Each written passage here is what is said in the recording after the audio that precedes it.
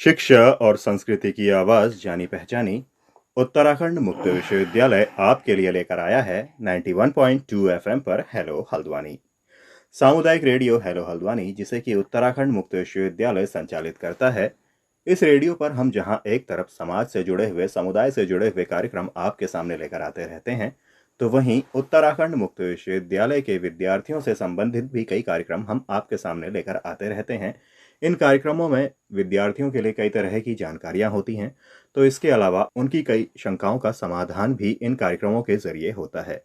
तो ऐसे ही एक कार्यक्रम के साथ आज हमारे साथ मौजूद हैं उत्तराखंड मुक्त विश्वविद्यालय के जंतु विज्ञान विभाग से assistant professor doctor Shyam Singh Kunjwal. तो डॉक्टर श्याम सिंह कुंजवाल, आपका बहुत बहुत स्वागत है हेलो हल्द्वानी के स्टूडियो में। जी धन्यवाद अनिल जी।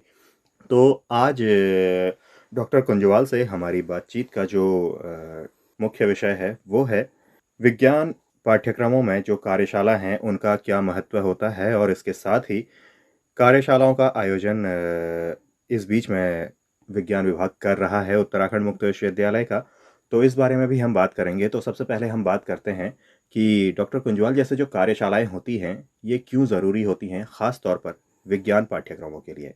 कार्यशाला का आयोजन करना क्योंकि हम लोग जो है ओपन एंड डिस्टेंस लर्निंग में हैं, क्योंकि दूरस्थ माध्यम में बच्चों तक हमारी सूचनाएं जाना और अपनी किताबों को पहुंचाना और उन तक हमारा जो पाठ्यक्रम है उसको हम कैसे पहुंचाएंगे। और सबसे बड़ी जो बात है विज्ञान के विषयों में, चाहे वो स्नातक स्तर पर हो चाहे स्नातकोत्तर स्तर पर हो, बिना प्रयोगात्मक कार्य के विद्यार्थी उसमें आगे बढ़ नहीं पाते हैं।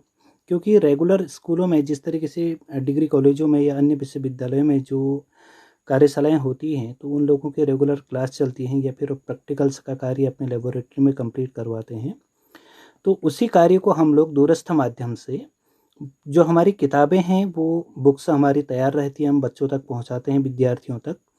और जो कार्यशाला है वो कार्यशाला हमारा एक माध्यम रहता है कि विभिन्न जो परीक्षा के हमारे जो केंद्र होते हैं या विभिन्न जो कार्यशालाओं के हमारे जो केंद्र होते हैं, वो हमने उत्तराखंड में जितने भी हमारे पास गढ़वाल रीजन में और कुमाऊं रीजन में जो केंद्र हमने बनाए हैं, तो वहाँ पर जा कर के हम कार्यशाला का आयोजन करते हैं। और डिग्री कॉलेज में जो लेबोरेटरी की सुविधा होती है उसमें हमारे विज्ञान के जितने भी विभाग हैं वो अपने अपने विभागों में जा कर के और वहाँ पर बच्चों का कलेक्शन करते हैं, और वहीं पर बच्चे जो है विद्यार्थी वहाँ पर कार्यशाला का आयोजन करते हैं और वहीं पर उनको पूरा कार्य जो है प्रयोगशाला के माध्यम से या उपकरण जो भी उनको ज़रूरत होती है वहाँ प्रयोगशालाओं में उपलब्ध हो जाते हैं और वहीं पर हम कंप्लीट करवाते हैं।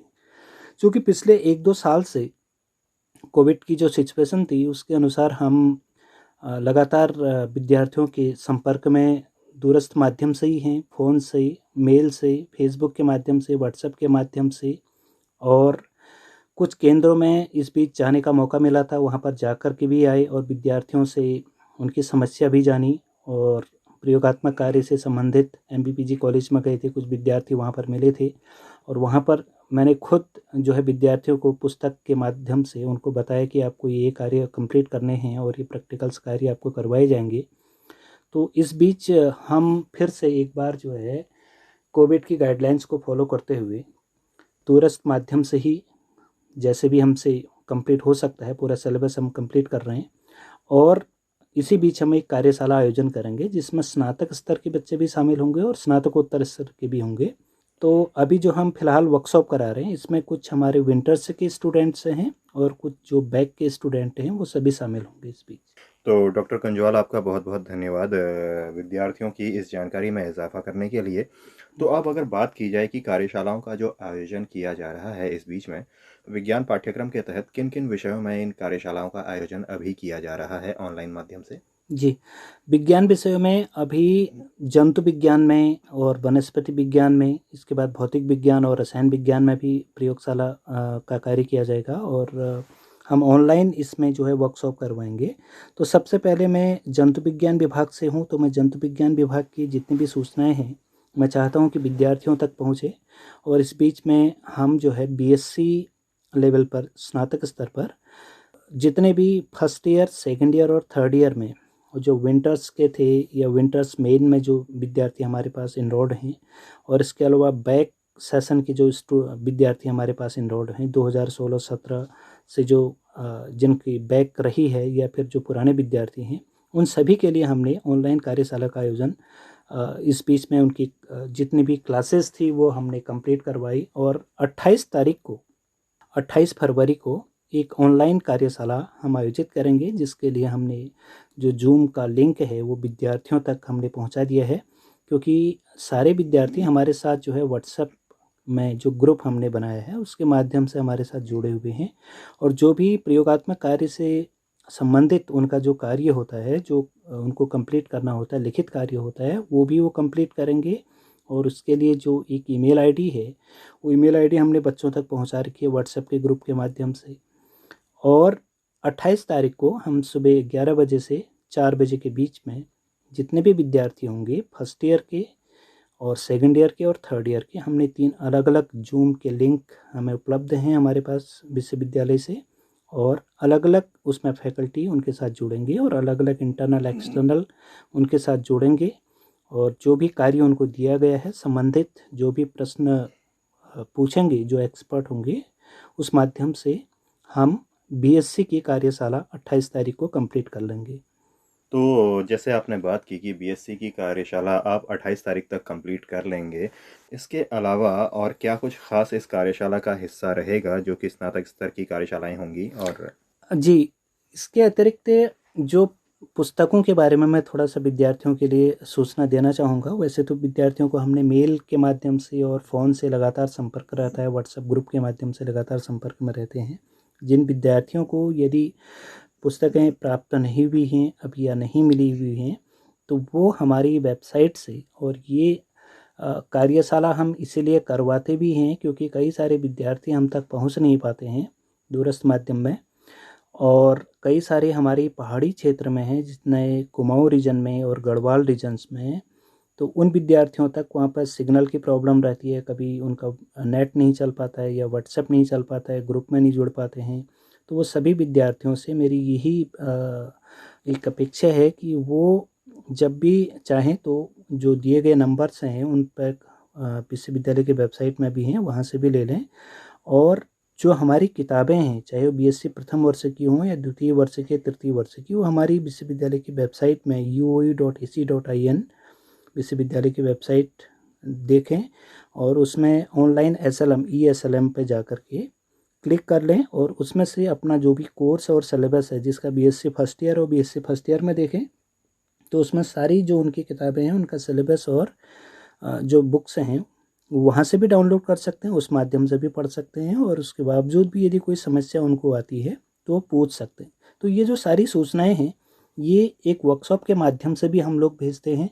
इसके अतिरिक्त कोई परीक्षा से संबंधित किसी विद्यार्थी को परेशानी है या अपनी डिग्री से संबंधित परेशानी है, तो वो बिल्कुल वर्कशॉप में भी पूछ सकता है, हमसे पूछ सकता है। हम जुड़े रहते हैं लगातार उसमें, और जितनी भी उनकी समस्या हैं उन सबका समाधान भी एक तरफ से होते रहता है।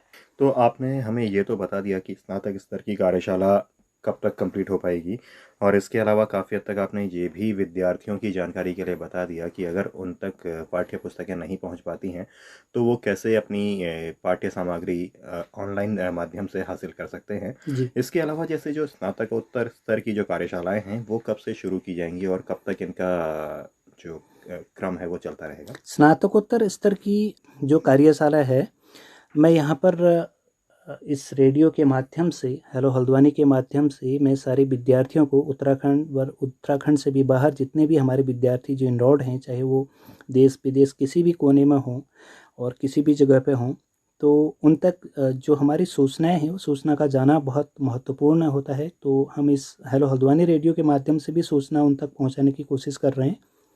एमएससी स्नातकोत्तर स्तर में हमारे पास इस समय 2-3 एक क्लासेस बनी हुई हैं, क्योंकि कुछ कोर्स हमारे जो पुराने चल रहे थे, कुछ कोर्स उसके बाद 2020 सेशन में नए आए, फिर उसके बाद 2021 सेशन में नए आए। तो कई विद्यार्थियों को यहाँ पर थोड़ा सा कन्फ्यूजन की स्थिति बनी हुई है। वो बार बार फ़ोन करते हैं कि ये वर्कशॉप हमारी है, ये असाइनमेंट हम लोगों के लिए हैं या नहीं है।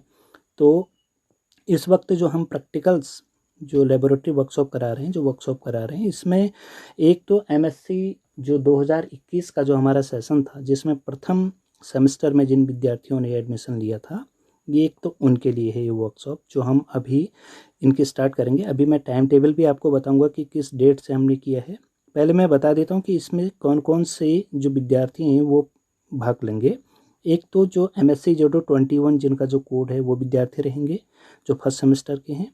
दूसरा जो MSc जूडो 20 जो पिछले वर्ष जो कोर्स हमारा स्टार्ट किया गया था उसके जो थर्ड सेमेस्टर के जो स्टूडेंट हैं उन लोगों के लिए करवाएंगे। और इसके अतिरिक्त जो MSc जूलॉजी के जो फाइनल ईयर के विद्यार्थी थे जिन्होंने 2019-20 में जो सेशन में एडमिशन लिया था उसमें जो फाइनल ईयर के विद्यार्थी हैं उनका कोड है ZO555 ZO555। उसमें 2 प्रकार के स्टूडेंट हमारे पास जुड़े रहते हैं, 2 ग्रुप के हैं, एक तो एंटोमोलॉजी ग्रुप है, एक एक्वाकल्चर ग्रुप है। तो दोनों जो ग्रुप हैं तो ZO555 जो कोड है जो बैक सेशन के स्टूडेंट हैं वो भी हमसे जुड़ेंगे। इसके अतिरिक्त जो ZO505 और जो MSc सेकेंड सेमेस्टर के जो बैक सेशन के स्टूडेंट हैं MZO510, तो इस कोड के जो विद्यार्थी होंगे वो भी ध्यान से इस सूचना को सुन लें, देख लें और अच्छे से इसको पढ़ लें, उसके बाद हमसे जुड़ेंगे। तो इतने जो कोड मैंने बताई ये तो रहे हमारे विद्यार्थी जो हमसे जुड़ेंगे इस बीच में। अब इनका जो कार्यक्रम है, कार्यक्रम हमने एक तो वेबसाइट पर लगा रखा है uoe.ac.in वेबसाइट को खोल लें, उसमें जो अनाउंसमेंट जो कॉर्नर है उस पर जाके देख लें और वहाँ पे आप अपनी क्लास, अपना कोड और अपनी डेट जो वहाँ पर डेट हमने लगा रखी डेट शीट उसको देख लें। और सभी कार्यशालाएं, सभी क्लासों की जो कार्यशालाएं होंगी वो जूम एप्लीकेशन के थ्रू होंगी, ऑनलाइन तरीके से हम कर रहे हैं। तो इसमें मैं थोड़ा सा आपको मोटा मोटा अंदाज़ा जो एक बार दे देता हूँ। जो कोड MZO605 है जिसमें MZO20 विंटर सेशन के जो स्टूडेंट हैं वो 3 तारीख से लेके 5 तारीख के बीच में उनकी वर्कशॉप होगी, उसके बाद उनकी परीक्षा होगी और वो परीक्षा का कार्यक्रम भी उनको बता दिया जाएगा जैसे ही वो हमसे जुड़ेंगे। इसमें हमने अलग अलग बैच बना रखे हैं क्योंकि विद्यार्थियों की संख्या ज़्यादा है तो इसलिए हमें बैच बनाने पड़े और अलग अलग बैचों को हमने डिवाइड कर रखा है अलग अलग तिथियों में। तो वो हम विद्यार्थियों को उसी समय सूचना प्रदान करेंगे और उसी डेट में उपस्थित होंगे। दूसरा MSc जूडो 505 के जो विद्यार्थी होंगे वो 10 से लेकर 12 तक के बीच में रहेंगे और ZO555 MSc जूडो 555 के जो स्टूडेंट होंगे उनका हमने 3 मार्च को रखा हुआ है, ZO505 का 4 मार्च को रखा हुआ है और MZO510 के लिए हमने 5 तारीख को रखा हुआ है। तो ये सारी सूचनाएं हम विद्यार्थियों तक पहुंचाने की पूरी कोशिश कर रहे हैं। इसके अतिरिक्त जो है जो हमने अनाउंसमेंट आप एक बार देखेंगे, सभी विद्यार्थियों से मेरा अनुरोध है कि जो ग्रुप हमने बना रखा है उस ग्रुप से यदि कोई विद्यार्थी छूट गया हो, वैसे हमने पूरी कोशिश कर रखी है कि सारे विद्यार्थियों को हमने जितना भी हमारे पास डेटा है उस डेटा के माध्यम से हमने विद्यार्थियों को लिया है। और विद्यार्थी कुछ अगर उसमें से जो छूट गए हों, जो किसी कारणवश हमसे नहीं जुड़ पाए हों, क्योंकि एक और सूचना मैं यहाँ पर विद्यार्थियों तक भेजना चाहूँगा क्योंकि हम बार बार वर्कशॉप कराते हैं, मैं डेटा विद्यार्थियों का लेता रहता हूँ और बार बार उनके ग्रुप बनाते रहता हूँ। कई सारे विद्यार्थी परेशान रहते हैं कि हम तक कोई सूचना नहीं आती है, हम तक किताबें नहीं आ पाती है, हमारी वर्कशॉप की सूचना नहीं आ पाती है, असाइनमेंट नहीं आ पाती है। उसके 2 कारण हैं। एक तो विश्वविद्यालय की तरफ से जब भी हम कोई कार्यशाला करते हैं या जब भी कोई असाइनमेंट या इस तरीके का कार्यक्रम होता है वो उन तक मैसेज किया जाता है।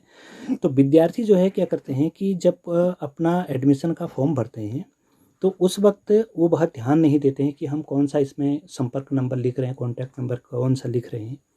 तो वो कभी साइबर कैफ़े का कॉन्टैक्ट नंबर दे देते हैं, कभी कोई अपने पेरेंट्स में से किसी का नंबर दे देता है। वो पेरेंट्स उतना ध्यान नहीं दे पाते हैं कि क्या इसमें मैसेज आया है इसके नाम से या कहाँ से आया है, तो विद्यार्थी उस सूचना से वंचित हो जाता है। दूसरा जो प्रमुख कारण है, जब भी हम कोई वर्कशॉप कराते हैं, खासकर विज्ञान विषय की मैं बात करूँ, हम कोई भी वर्कशॉप कराते हैं, कोई भी कार्यक्रम कराते हैं, एक साथ सारे विद्यार्थियों को हम उनके ईमेल आईडी जो उनकी दी हुई रहती है एडमिशन के समय, उस पर हम मेल करते हैं। तो कई सारे विद्यार्थी उसमें क्या हैं जिनके पास अपनी खुद की मेल आईडी नहीं होती है, तो वो क्या करते हैं कि किसी पड़ोस के लोगों की मेल आईडी दे देते हैं या फिर साइबर कैफ़े की मेल आईडी दे देते हैं या किसी स्टडी सेंटर की मेल आईडी दे देते हैं। तो वो लोग उनके संपर्क में तो रहते नहीं हैं, क्योंकि एडमिशन पता चला कि 1 साल पहले भरा था, 2 साल पहले भरा था, अब उनको याद नहीं होती कि हमने किसका ईमेल आईडी दिया हुआ है, तो वहाँ पर भी वो सूचना से वंचित हो जाते हैं। इसलिए मेरा सभी विद्यार्थियों से ये एक विनम्र अनुरोध है कि जब भी आप कोई अपना प्रवेश फॉर्म भरते हैं तो उसमें हमेशा जो कॉन्टैक्ट नंबर है और जो ईमेल आईडी है वो सही होनी चाहिए, ताकि आप उसको देख सकें। और ये बहुत बड़ा माध्यम है कि आप तक इन्फॉर्मेशन उसके माध्यम से विश्वविद्यालय के द्वारा दी जाती है। और इसके अतिरिक्त समय अपना थोड़ा निकाल के, चाहे 10 दिन में, 1 हफ्ते में, 5 दिन में, 2 दिन के अंतराल में विश्वविद्यालय की वेबसाइट को हमेशा चेक करना चाहिए, कि ताकि हमसे संबंधित कोई इन्फॉर्मेशन तो वहाँ नहीं आई है, कोई परीक्षा से संबंधित कोई इन्फॉर्मेशन तो नहीं है, या फिर कोई वर्कशॉप से संबंधित कोई सूचना तो नहीं है। तो क्योंकि अगर आप देखेंगे नहीं तो दूरस्थ माध्यम में तो यही एक माध्यम है कि हम आप तक पहुंच सकते हैं, चाहे वो अनाउंसमेंट हम वेबसाइट पर लगाते हैं, या फिर आपको मेल करते हैं, या आपको मोबाइल में मैसेज करते हैं, या व्हाट्सएप ग्रुप बनाते हैं। तो ये सब सही तरीके से जांच लें, और आपका कोई भी प्रोग्राम इसमें छूटने की थोड़ा चांसेस कम हो जाते हैं। और इसके अतिरिक्त जो भी विद्यार्थी हमसे नहीं जुड़े हैं, तो वो जो संपर्क नंबर हमारा है वो विश्वविद्यालय की वेबसाइट पर लगा हुआ है। और जितना भी हम अनाउंसमेंट लगाते हैं उस अनाउंसमेंट में हमने क्लियर कर रखा है, जितने भी हमारे पास फैकल्टी हैं हमने सबके कॉन्टैक्ट नंबर दिए हुए हैं। और जो प्रयोगात्मक कार्य अभी जो हम करवा रहे हैं, इस प्रयोगात्मक कार्य को आपको कहाँ भेजना है, कैसे भेजना है, पीडीएफ कैसे बनेगी, किस फॉर्मेट में बनेगी, वो हमने पूरा अनाउंसमेंट में लिखा हुआ है। उसमें एक ईमेल आईडी हमने दे रखी है। तो उसमें थोड़ा सा मैं ध्यान आपका आकर्षित करना चाहूँगा। उसमें जूलॉजी असाइनमेंट UOU@gmail.com एक ईमेल आईडी है। इस पर आप अपना जो प्रयोगात्मक कार्य आपको व्हाट्सएप के ग्रुप के माध्यम से भेजा जा रहा है, या मेल से जो भेजा जा रहा है, आप उसको चेक कर लें। उसको कैसे सॉल्व करना है, कैसे बनाना है, और कैसे पीडीएफ फॉर्मेट में इस मेल आईडी पर भेजना है, ताकि उसका इवैल्यूएशन करें और आप तक हम सूचना भी दे सकें, और आपको मार्क्स भी मिल सकें, और सही से आपका प्रयोगात्मक कार्य भी पूरा कर सकें। तो डॉक्टर कुंजवाल, आपका बहुत बहुत धन्यवाद विद्यार्थियों के लिए ये सारी जानकारियाँ मुहैया कराने के लिए। जी। और विद्यार्थियों से हम एक बार फिर से कहना चाहेंगे कि आप लगातार यूनिवर्सिटी की वेबसाइट को जब भी मौका मिले तब आप देखते रहें, क्योंकि कई सारी ज़रूरी सूचनाएं जो कि आपसे छूट सकती हैं, तो वो चीज़ें या फिर वो ख़तरा आपके लिए कम हो जाएगा। और इसके अलावा यूनिवर्सिटी या फिर अपने स्टडी सेंटर से लगातार संपर्क में बने रहें जब भी मौका मिले, जहाँ भी मौका मिले। और साथ ही विश्वविद्यालय में अपना सही संपर्क सूत्र, चाहे वो फ़ोन नंबर हो या फिर अपनी मेल आईडी हो, वो आप सही सही दर्ज कराएं, ताकि आपको सही सूचना सही समय पर सही जगह पर मिल जाए, जिससे कि आपका साल बर्बाद ना हो या फिर आपका पाठ्यक्रम कहीं बीच में छूट ना जाए।